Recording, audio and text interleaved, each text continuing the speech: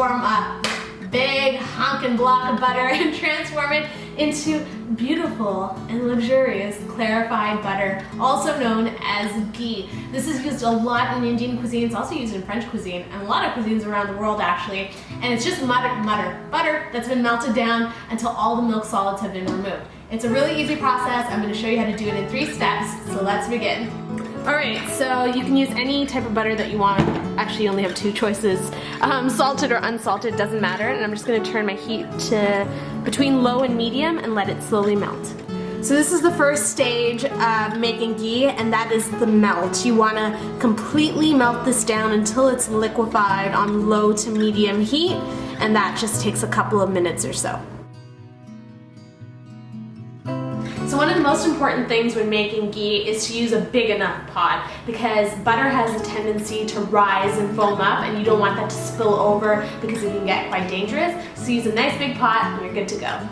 So as you can see, my butter is completely melted. I've just increased the heat to medium because now is the second phase of making ghee, and that is the rise portion. So as you can tell here, there are little foamy white bits. Those are milk solids and they are rising to the surface, and that's what you want to get rid of when you're making clarified butter, because you just want that amber liquid left behind. So at this point, the butter is going to start to bubble up, it's going to rise against the sides of the pan, and that's why you use a nice big pot for this process. So I want you to come take a look at this.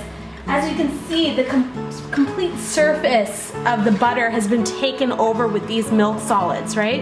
And they form almost like a blanket, and this is exactly what you're looking for. So what a lot of people don't know is that in butter there's a lot of water. If you listen carefully, you can hear that sort of intense bubbling sound, and that's the water sort of escaping the butter and leaving just the oils behind. Okay, so this is the last step of the ghee making process. It's already smelling super nutty. What I'm going to do is I'm going to turn off the heat.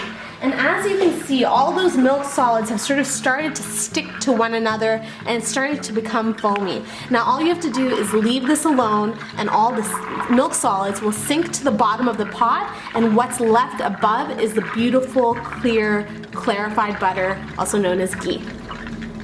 So I'm going to move this to a cool place. I want this to completely cool down so that all the milk solids sink to the bottom, but I want to give you a little bit of a sneak peek. I'm just going to push them a little bit aside, and you can see that beautiful amber liquid. It's so yummy, and it's ghee.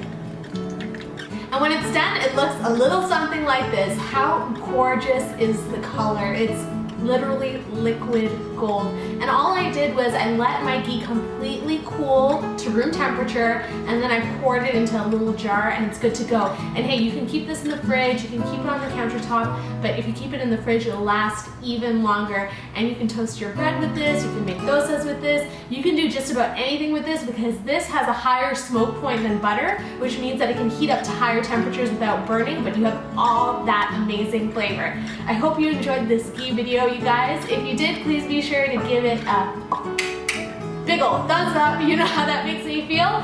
And if you're new to the channel or you're enjoying my videos, feel free to subscribe.